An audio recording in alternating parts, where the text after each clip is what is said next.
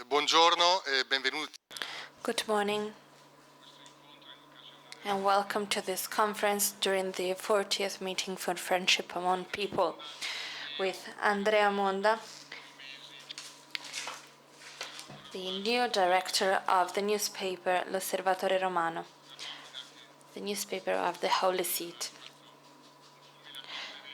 This was quite unexpected because Andrea is actually a literature critic. He is a teacher. He graduated in law and religious sciences.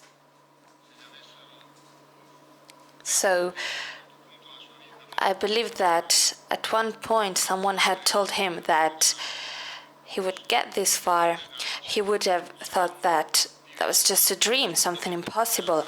Instead, now he's the director of what's called the Pope's newspaper. So we decided to invite him to the meeting. This year's title is quite important and is strictly linked to the name of this conference. The meeting's title is "Your Name Was Born from What You Gazed Upon." And this line from Witiwa's poem is linked to the title of today's conference. Andrea Monda's name during these 8 months as director of L'Osservatore Romano was definitely impacted by the one who was looking at him, who in this case is Pope Francis. So I'd like to ask you, Andrea, how did your life change after the 21st of December 2018 when you became director of L'Osservatore? Thank you very much, Alberto. I think my voice is shaking a bit. I'm quite overwhelmed. I've often been asked these questions, but if someone calls me director, I still do not realize immediately that they're talking to me. It's something that I would have never imagined. I've been here many times. Maybe some of you came to one of my conferences during the last editions of the meeting. I've been here to talk about Tolkien, Chesterton, and so on, or to discuss education. But usually the audience was composed of young people mainly. And it was quite a friendly environment. But I also feel your empathy and sympathy, so I'm going to relax a bit, and you're asking me what changed. Well, everything changed. Now I'll use categories and words that I've already used in the past because a tie doesn't change a man. To use a zoological metaphor, it's like when a snake changes its skin. I'm halfway, I'm changing my skin, but I still have something of my old self. On the 21st of December, I officially became the director of the newspaper L'Osservatore Romano. But the previous day, I was in a classroom teaching religion to my students. You may remember that the meditations in the Via Crucis with Pope Francis in 2018 had been written by his students. So this is one of the many surprises of Pope Francis. Yes, Pope Francis continuously surprises us. That was a great experience because my students had written those texts by themselves, and hearing them aloud during the Via Crucis was something incredible and beautiful for me. But since we've mentioned young people, well, this is something I could talk about forever. But let's go back to that 21st of December. as I was saying, I started working as the director on the 21st, even though they had already called me to inform me about this. And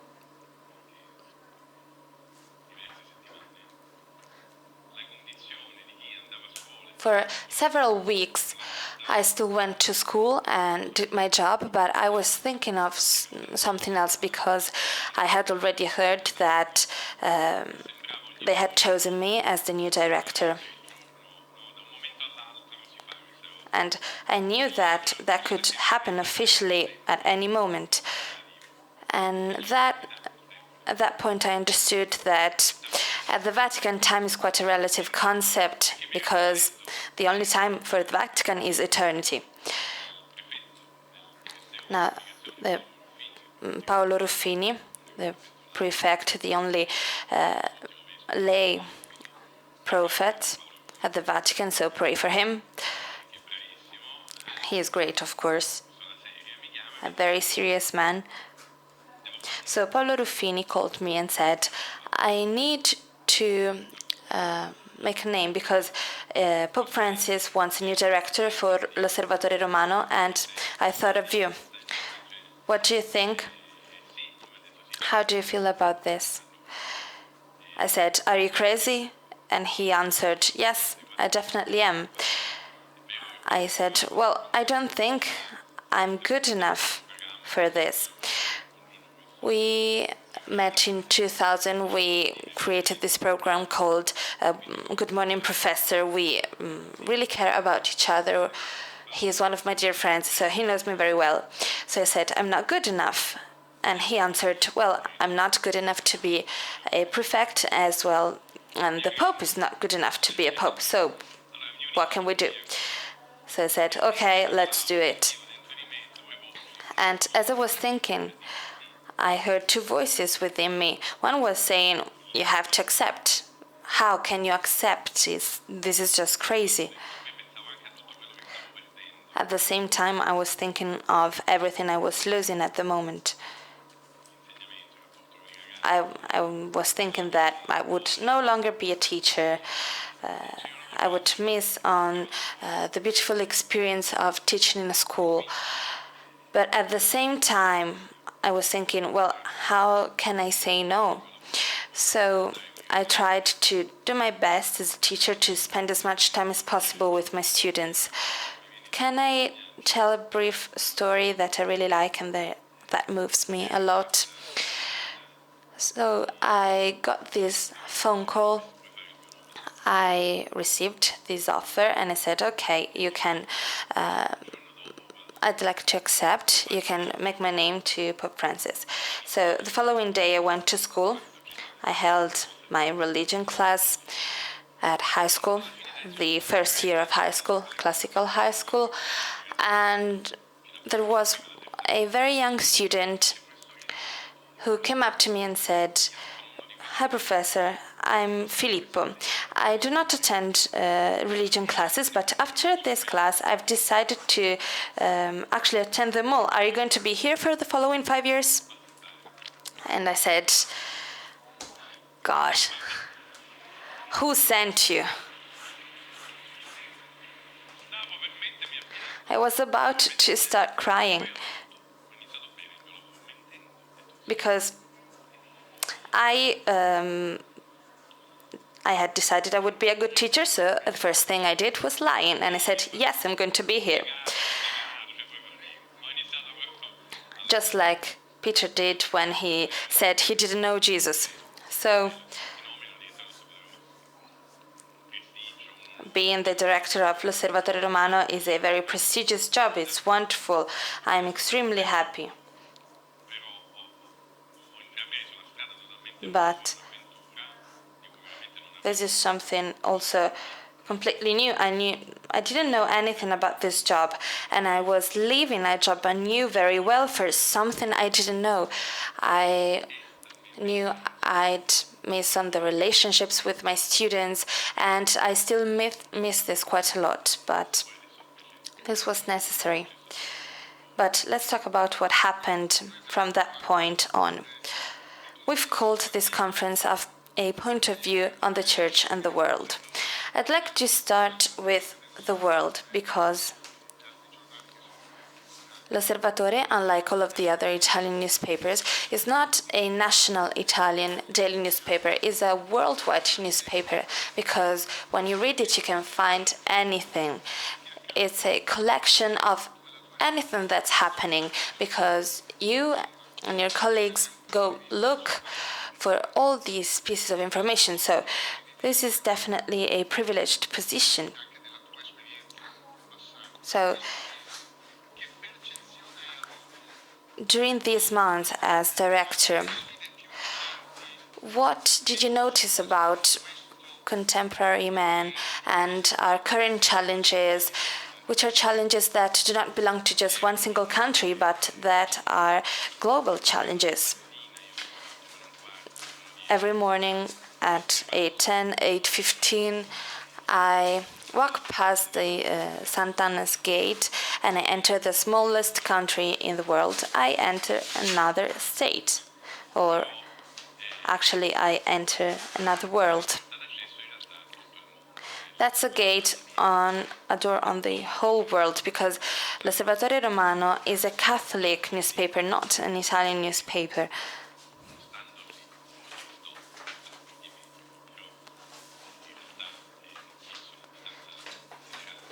So it's right to say that when I'm there, I can see Italy disappearing, even though I'm extremely close to Italy. Italy is just one of the countries in the world, and I can even not talk about it unless the collapse of the government forces you to talk about it in the newspaper.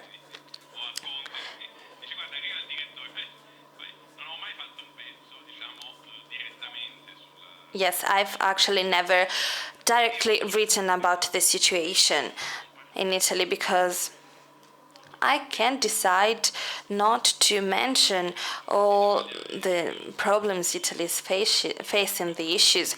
I've been writing about Venezuela for 8 months now. It's on the front page of the newspaper. So to be director of L'Osservatore Romano, you need to know geography very well. You need to review it because geography plays a key role.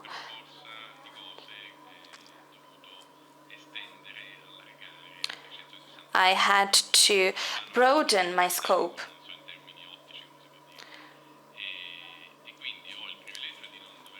So, on the one hand, I'm not forced to talk about every day about Italian politicians such as Conte, Salvini, Di Maio, which is a huge privilege. I really enjoy it. And on the other hand, I also feel the weight of my new position. So, going back to your first question, well, my life has changed. Sometimes I cannot sleep at night, especially at the very beginning of this new job. But this newspaper is called the Pope's newspaper. Think about this. And it really is like this, because this is why writing about politics is so hard for us. Every word that I print can be considered something said by the Pope. I found out that I have very few readers. L'Osservatore Romano has a very small audience, but they are the most qualified people on earth. So I could definitely brag about this because this newspaper is read by the Pope. He reads it every day very carefully. I was impressed by this, by how carefully he reads this newspaper every day. All the cardinals read the newspaper, the bishops. the ambassadors, the heads of state, institutions, the so-called elite, and all the people working in media and communication. So these are not big figures, but these are important people. So any wrong title, any wrong word can be put in the mouth of the Pope.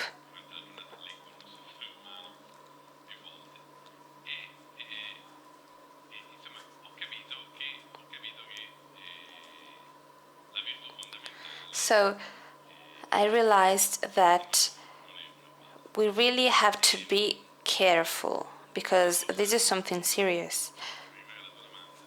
So, again, back to your question. Your question is quite complex.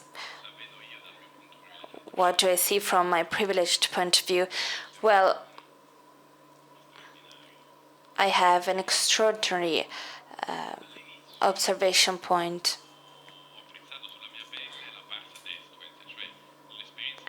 I really appreciated the so-called pars destruens, the so-called destroying part, because I have to destroy all my preconceptions around the world. Because I had always thought about just Rome, our mayor, I had always thought of Italy as the center of the world, and I had always thought as the other countries as something quite far from us. But it's actually not like this, because in our newspaper we write about Argentina, we write about Siberia, the smallest countries in the world, not only because our Pope is really passionate about the outskirts of the world, but because we really believe in this at our newspaper. And also, people from all around the world arrive to the Vatican every day, priests, missionaries, ambassadors, very simple and common people. So this forces you to reconsider your beliefs every day. So we cannot talk about man in general. We need to talk about Alberto, a person from Middle Africa. And each one of these people has a very important personal history. And there's something strange about our newspaper, because we are an afternoon newspaper. We start printing at 4 p.m. Only Le Monde, among the most important newspapers in the world, do it.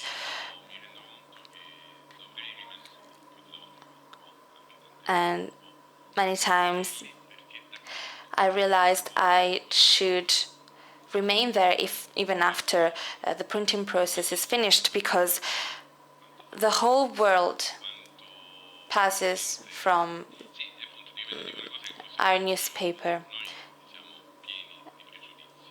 So we do have preconceptions as human beings. And the only way a preconception can be destroyed is when you directly face the reality you had already judged. This is very difficult, and it's possible only a daily disruption, and this is a gift I've received thanks to my new job.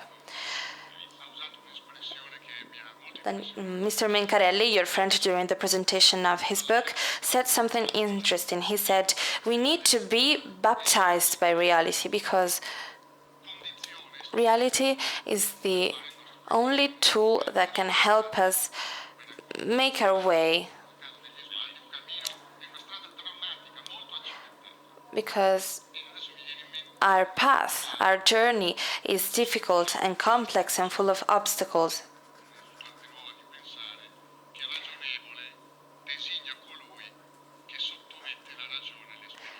Someone else said that reason needs to be based on experience. Sometimes we tend to do the opposite. We tend to consider reason more important than experience. So I think this is also your approach. So how does your work help you in kneeling down in front of your experience? What helps you decide what to talk about, what to write about, and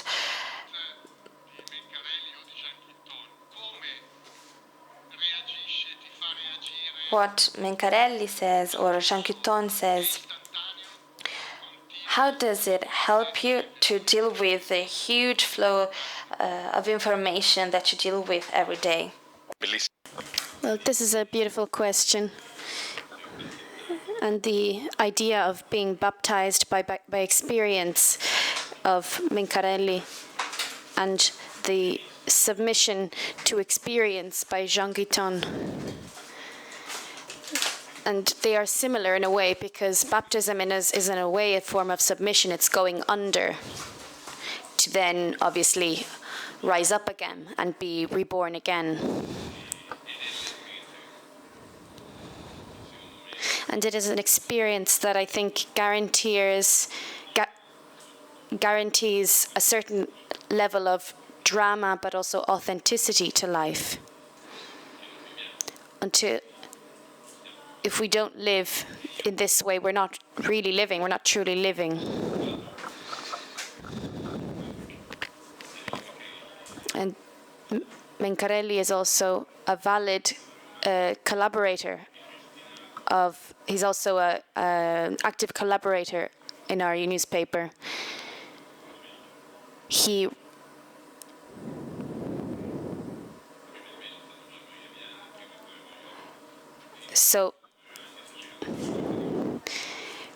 Before Mario Vannes, we had the Chronicles of Rome. And I had assigned to this role people of the caliber of Mencarelli, people who are able to be in a dialogue, and a true dialogue with reality.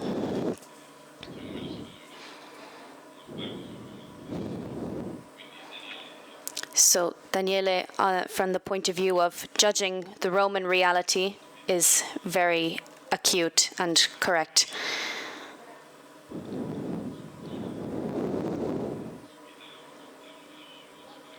So the stories that come to my table at the Osservatore Romano are too many to count. They're actually impossible to manage.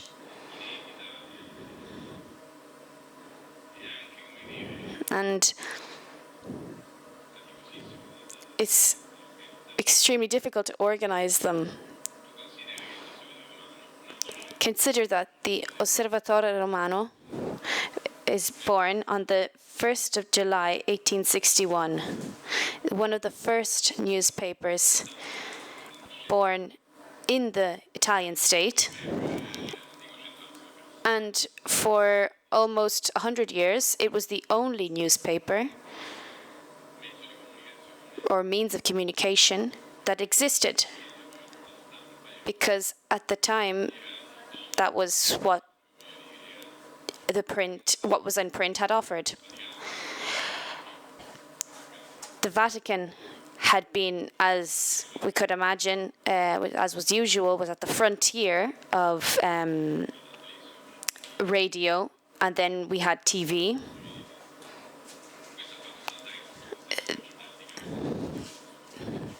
This obviously made things much more difficult for printed documents, as you know, and you can imagine this is the case for our newspaper.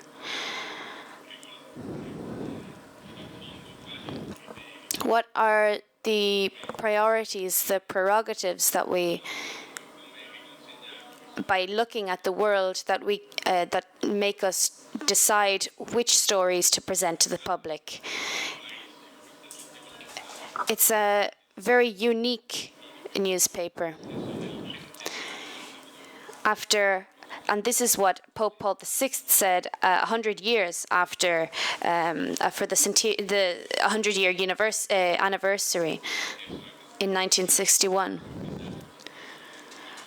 I say in a way that it's unique because we sell very few copies, and we should double the sales to make it more effective.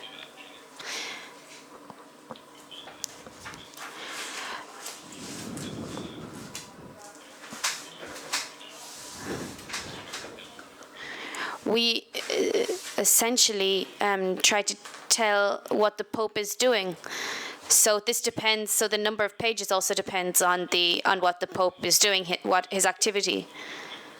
We have 4 different sections: a Vatican section, international section,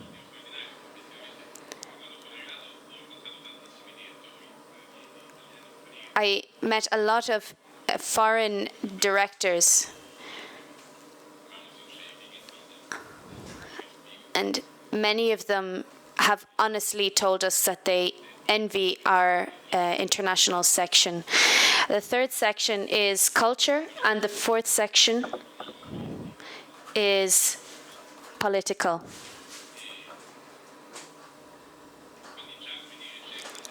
So there is a selection already there of kind of a filter.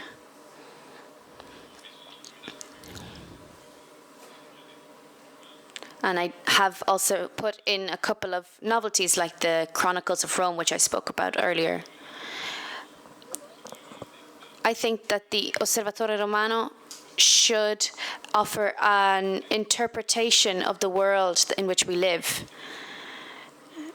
and in the pontificate that we are experiencing, to read, to understand the world and the pontificate, and give to the reader a set of interpretive tools.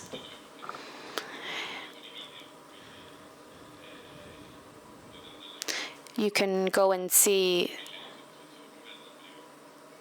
a couple of videos on the internet.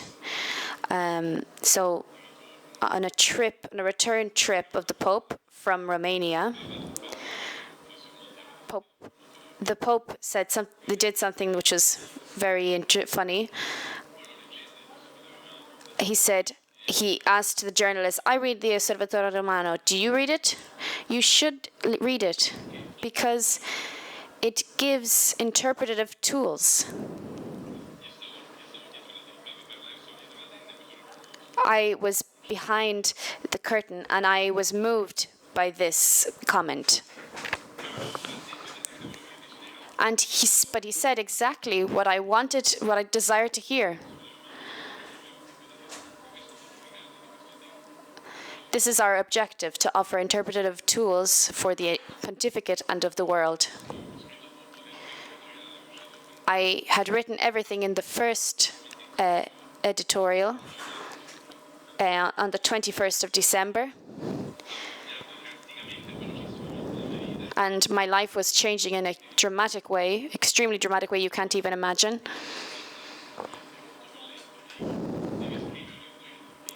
And they said, "You should write an editorial. This is an editorial introduction. This is your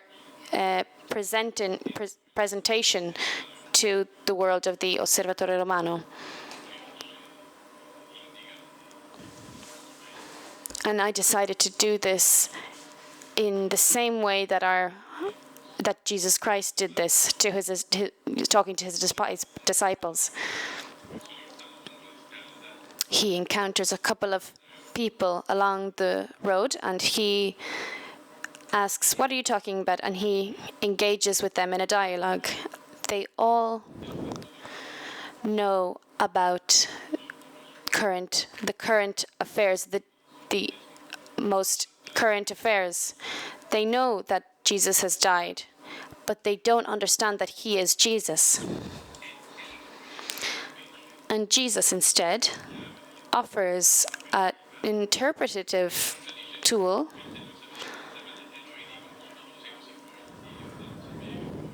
only you could be so foreign as to not understand about Jesus Christ or not know about Jesus Christ, they respond. On one hand, there must be a dialogue with the people of the world, engaging in a dialogue. What's making you suffer? What's happening to you? So enter into the conversation of the world. And then on the other hand, to be also a little bit foreign. In other words, to stay on the outside a little bit.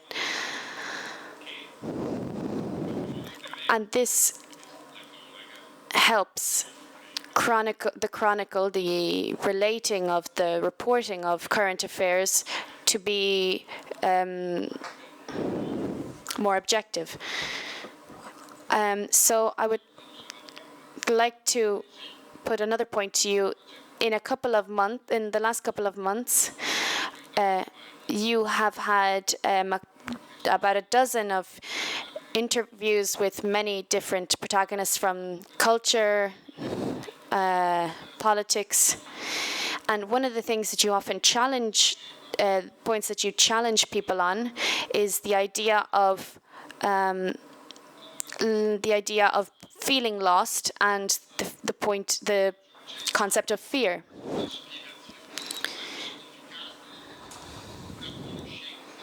So this has to do, in what way?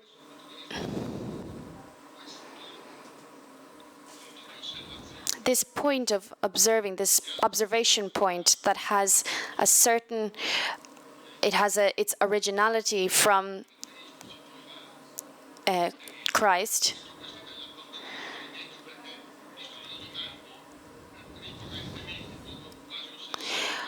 What characteristics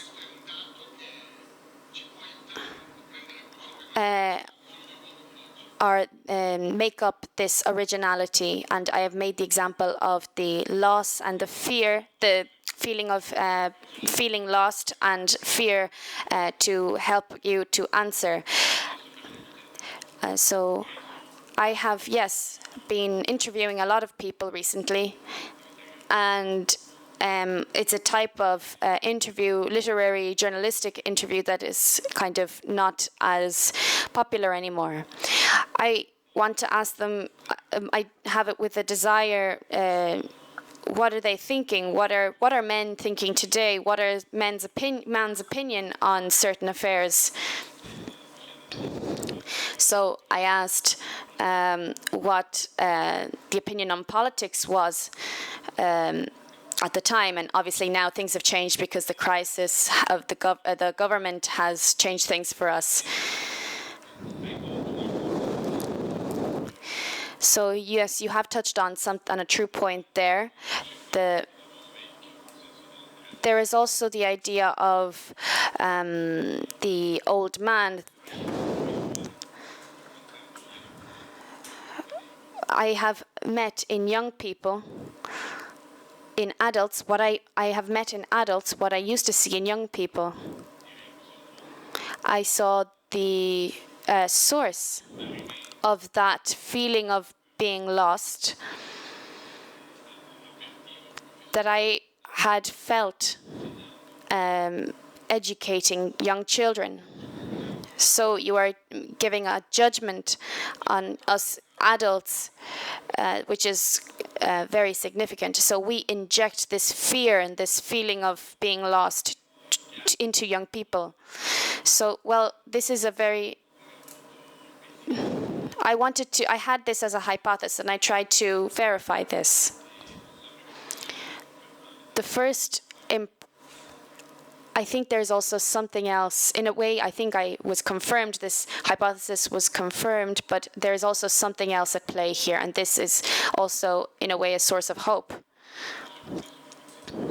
When I was in school, the professor, 2 or 3 times during the year, meets the parents. And when I met the parents, I almost reevaluated in a positive way the students. I would say, oh, well, they're not that bad, actually.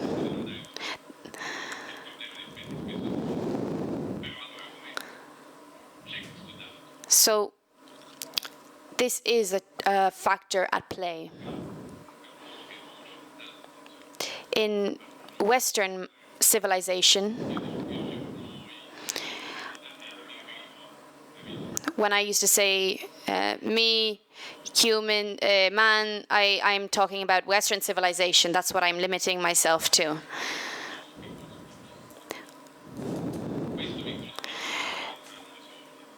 And the young people are the people who have had the future in their hands, and they're the ones with the fear.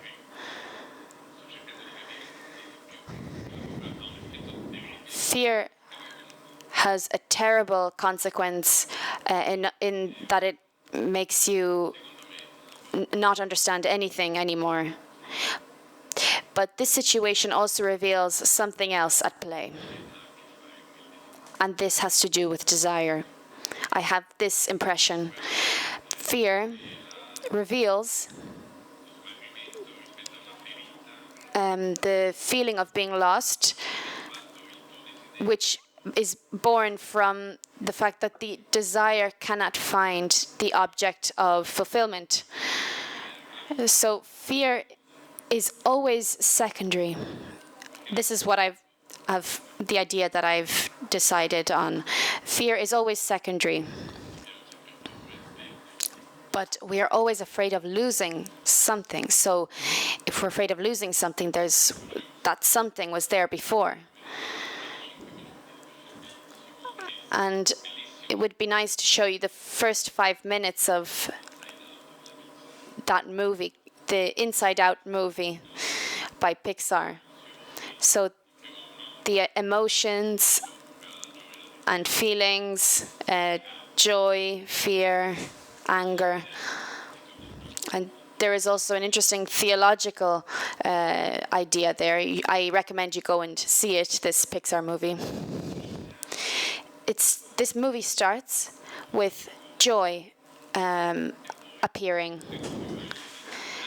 And then after 20 seconds, sadness arrives. And this is fundamental because fear, sadness, and they appear because there's this sensation of having lost this original happiness, which is what is actually recounted in the Bible.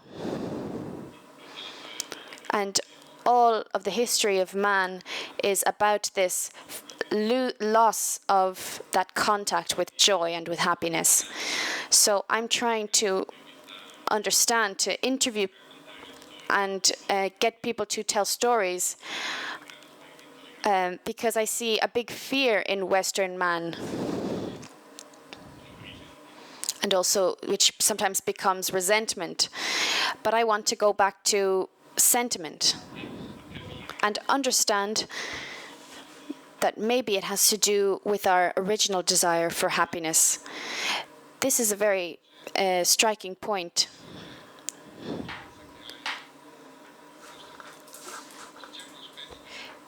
If there is something about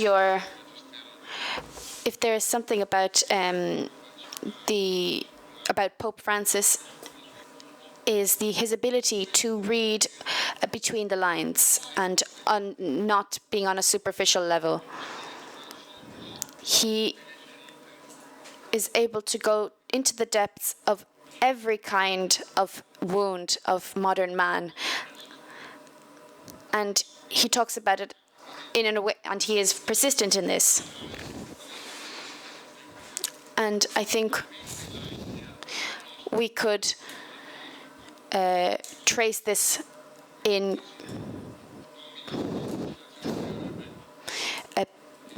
important thinkers. For example, Lebev with Valéry, he says, I have always been pursued and haunted by the desire of being loved.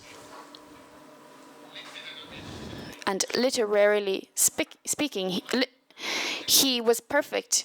He arrived to that those dark depths, which was nihilism, and in these depths, he regained experience. He went back to experience. My reason tells me that my desire is an impossible desire, but it still persists. And if there is anything so original,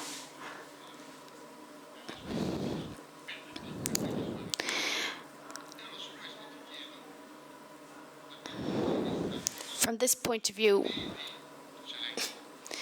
what in the way that Pope Francis is actively facing this this situation. We are all part of this same drama. What is Pope Francis's take on this?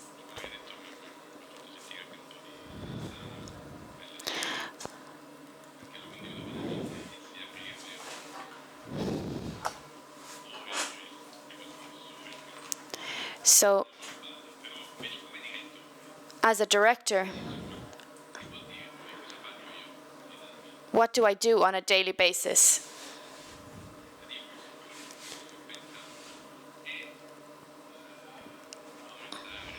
I thought we should increase within the Osservatore Romano narrative take. Because I think that if I let the protagonists speak for themselves, the nun, for example, who fights against Ebola.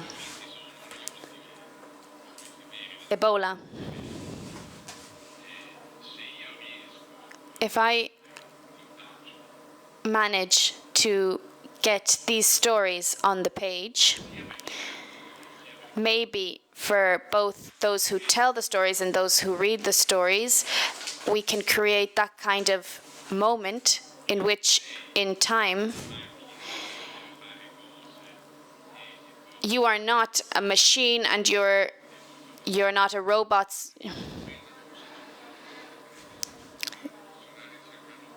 There's a beautiful testimony of the St. Charles Borromeo priest in Taiwan.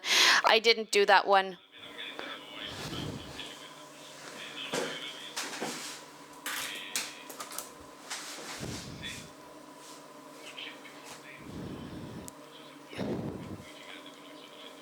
I don't know if you identify with what I'm saying. So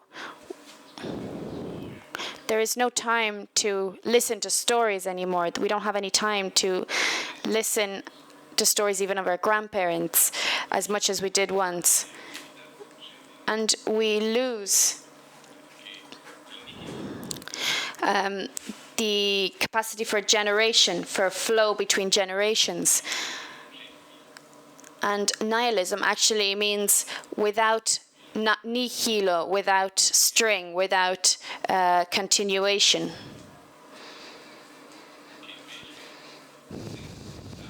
Pope Francis instead believes that everything is connected. We are all within this great drama, this which is life, and he speaks freely, with very few words and many more gestures, and that's what happens in our family as well.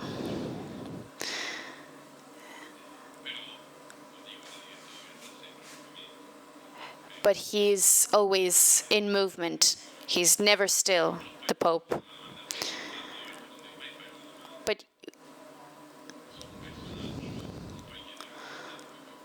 you shouldn't ask the closest staff of the Pope to give an opinion on the Pope, because usually the staff can't stand their boss if they're in close contact with him. Don't tell them I said this.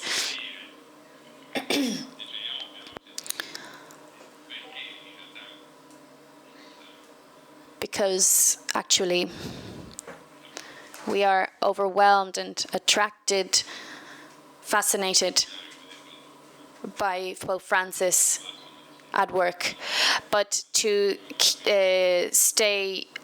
remain at his pace, to keep up with him is difficult.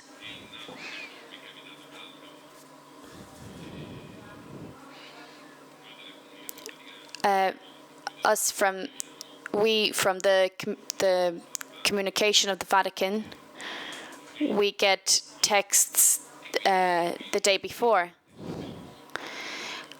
and there was a text that we got the day before that the Pope would have given a speech for. So I thought this text was beautiful. I was moved by this text. The Pope arrives, and I was looking at the text, and he says, I had prepared a text, I prepared a speech, but I'm not going to read it anymore. And then I said, no, you can't do that. And he improvises everything. And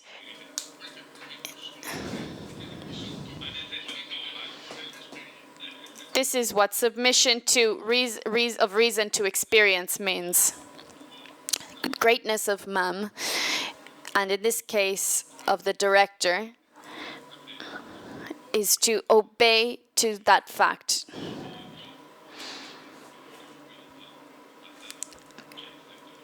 And Keaton and Chesterton said, man is he who expands his mind. And instead, the logical man tries to put everything into his head, and his head explodes. The crazy person is not who loses their mind, their reason, but because after a certain point, you keep trying to get life to fit your reason, and you explode. I worked at a cash register, and I realized I was going crazy, and then I decided to teach religion instead. But I had a lot of fun teaching religion. And apparently the Pope thinks I can be a good director of this newspaper too.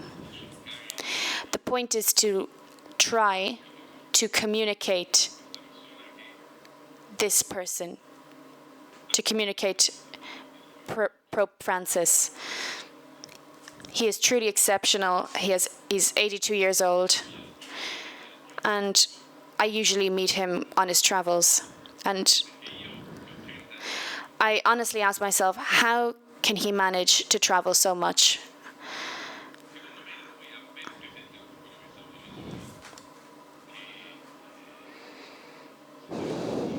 If I had to give an adjective,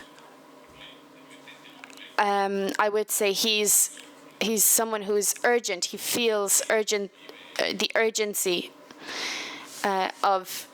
because he knows that life is dramatic.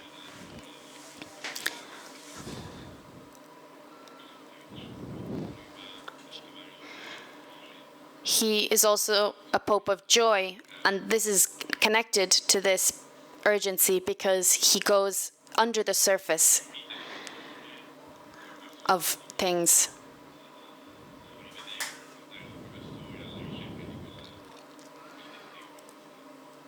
And he's always looking for that persistent desire. And on this persistent desire, what does he offer? Well, he offers his experience of faith. And the strength of this man, which is inexplicable.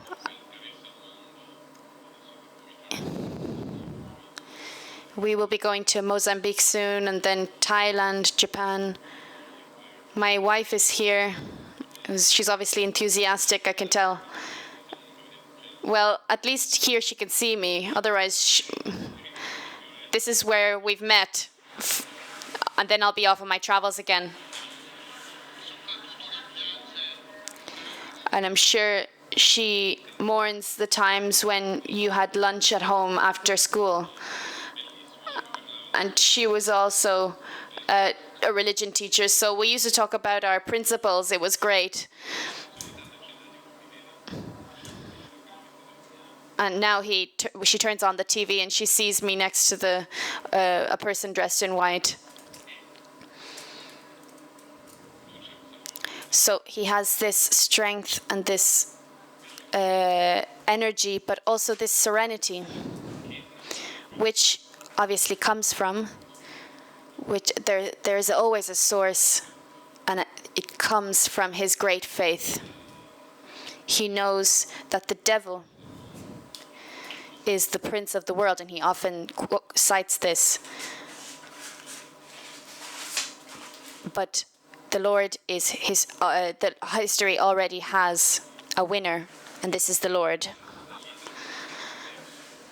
So he really goes through the most dramatic situations in the world, and that life does not spare him.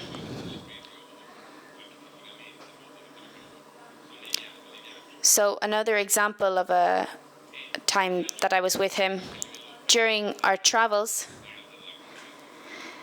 So there are two realities. There's reality and then reality of communications and media. And when we're traveling, all the scandals, fake news come. And as the director,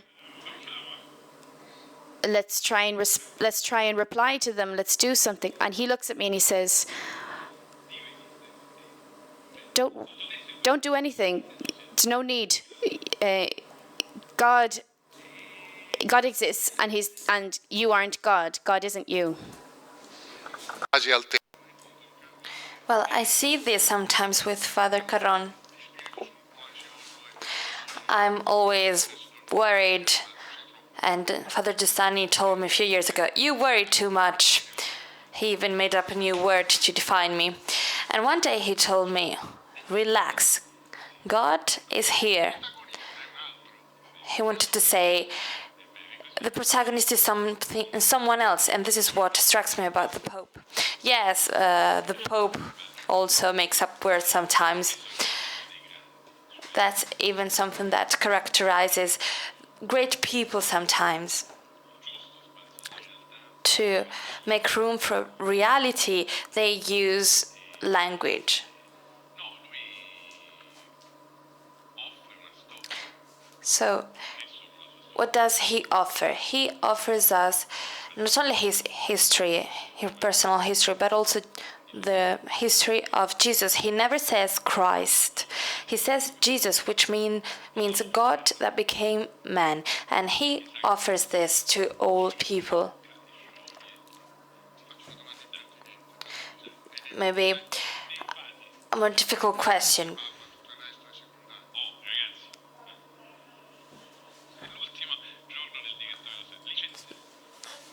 Yes, but not too difficult, please. I don't want to be fired. Don't worry. This is the question regarding Christians and the whole world. Now,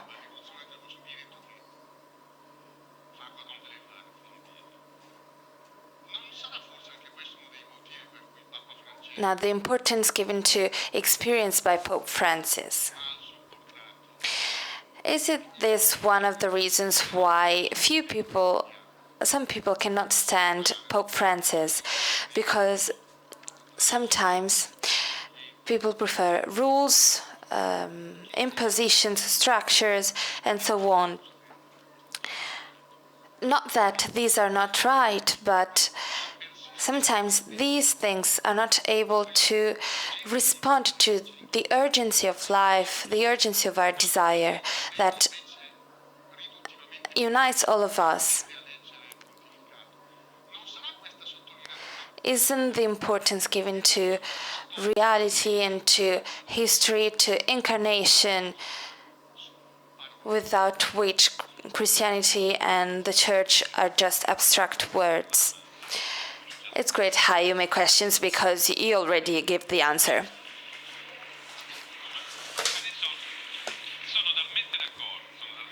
I perfectly agree with you. Yes, it's just that I could not let you say this. I just let you say yes or no. Yes. This is what I say every time when I make interviews. I always say, well, this is what they said. I didn't say it.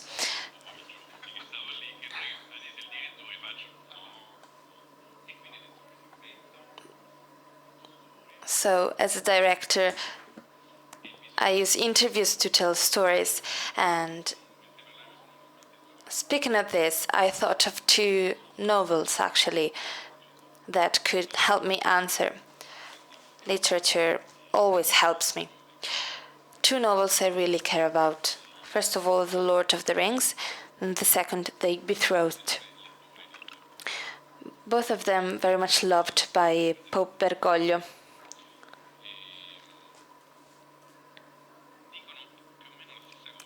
And they both convey one specific thing. Yes, you also used the betrothed and the unnamed in your message that you sent us. Actually, the Pope used them in his message. Yes, because Lucia is a beacon of light. And when she goes up to the unnamed, she's not scared. The unnamed is the one who's scared. Lucia just says, Lord, the Lord can forgive many things just for one merciful action. So, Pope Francis keeps on being himself, just like Lucia in this turbulent world. She constantly repeats, God can forgive many things for just one merciful action. And this is what Pope Francis says too. Manzoni describes this very well. Lord of the Rings, same thing. We have hobbits. If you don't know it, now you know it. They basically don't fit in that place because they are different from all the others. They don't fit in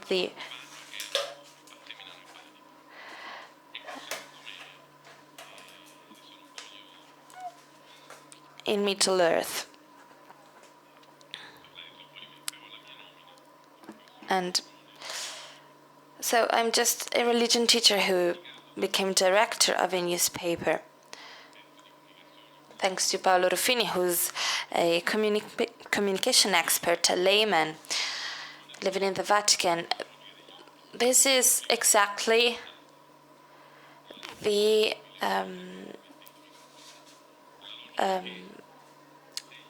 this is exactly what happened to the hobbits and Lucia. We are all outsiders. Because if you just apply patterns, that there's no salvation, you end up suffocating. There's no escape. Instead, sometimes we need fresh air. And I hope I'm just a small hobbit who's part of this huge history, huge story. In one of your interviews with Father Carron, he used an interesting title, The Unbalanced Force of Christianity.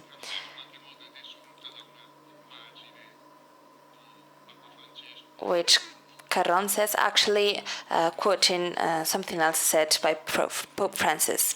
Why did you use this title? Well,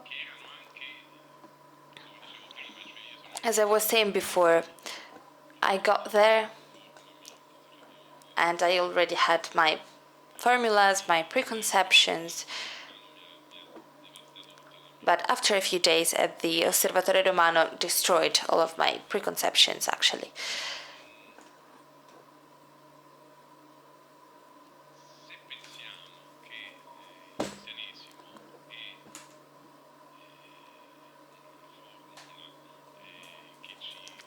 So if you think that Christianity can rebalance, is a formula that can rebalance the world, then that cannot help us.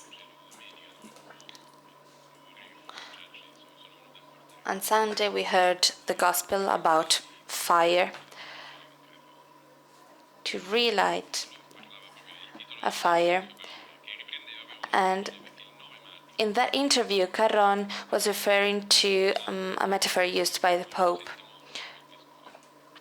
The Pope considers himself as the Bishop of Rome, not as just the Pope. And he says that Christianity is actually the key for unbalance, not for balance. But he's not making up anything new. This is what the gospel says, and the death of Christ shows us this. Christ didn't come to reconcile and to fix everything. He came to convert. He said, Christ himself says he came to bring confusion and disorder.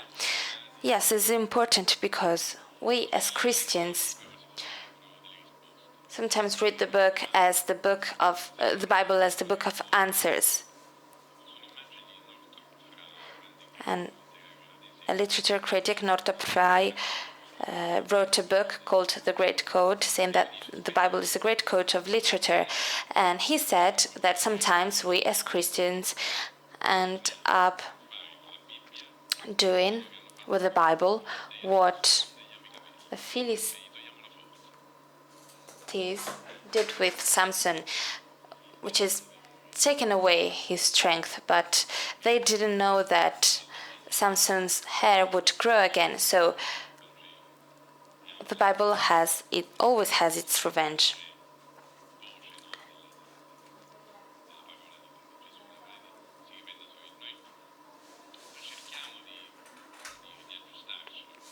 We try to interpret the gospel as we like sometimes, and I speak for myself here.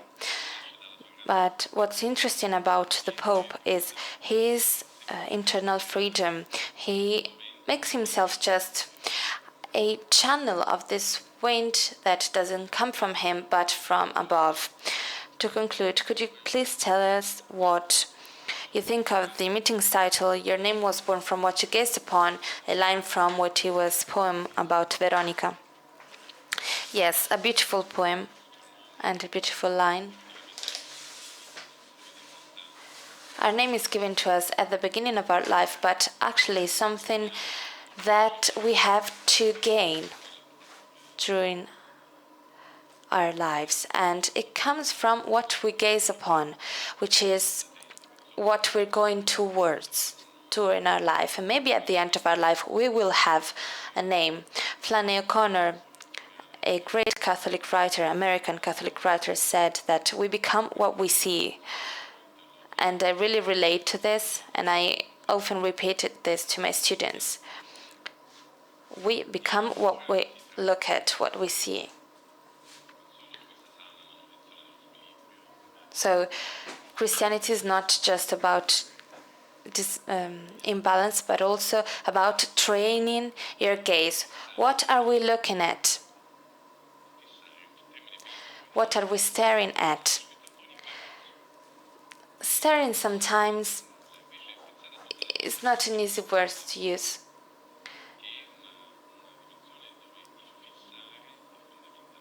But sometimes now we don't stare at anything anymore because we're always in a rush. The only thing we stare at is our phone. But that's not fulfilling for us. We should be able to stare at things. Once again, O'Connor uses this word, to stare.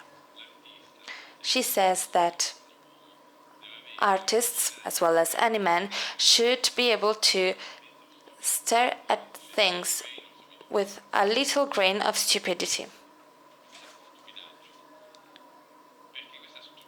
Because this stupidity means that we're able to be surprised. We let ourselves be surprised. Sometimes we believe we are respectable men, that we have too many things to do. We don't have time to stare at anything.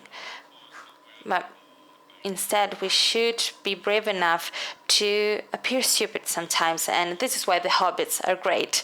You see, I always go back to the Lord of the Rings.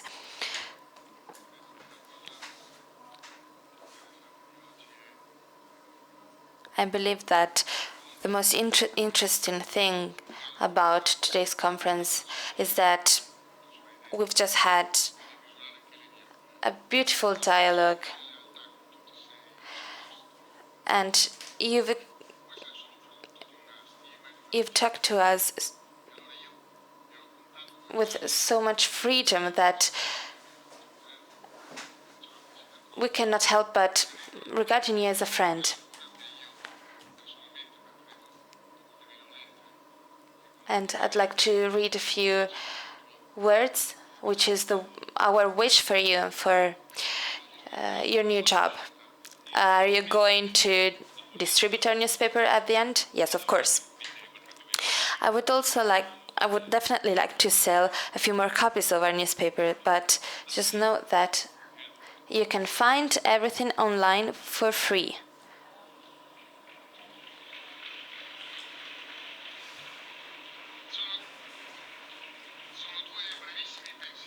Just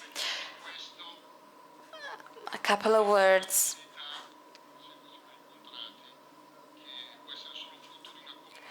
that show that we all share the same experience, the experience of faith and humanity. First of all, this is about journalists. The goal of a journalist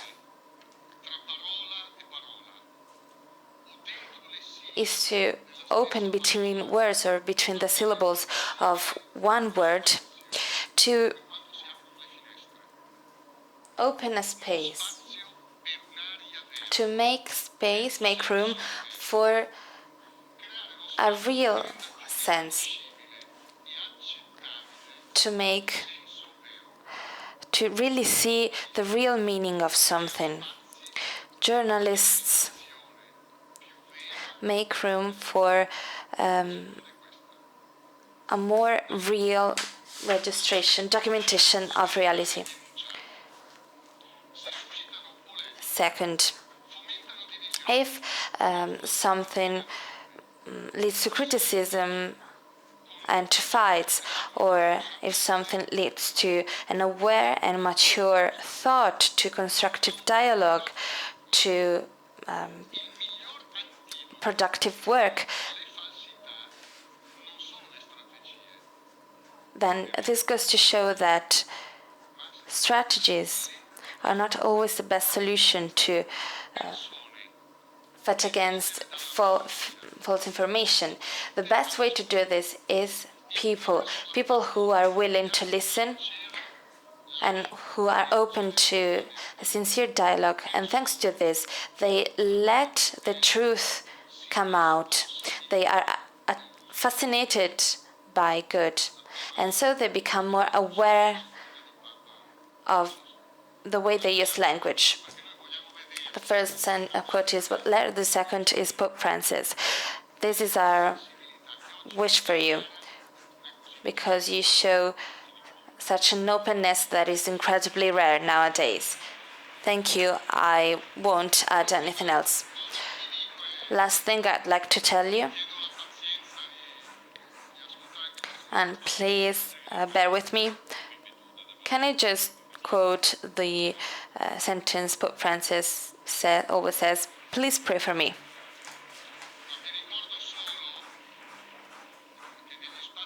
I'd just like to remind you that in the exhibition halls you'll find some spots called Dona Ora, donate now.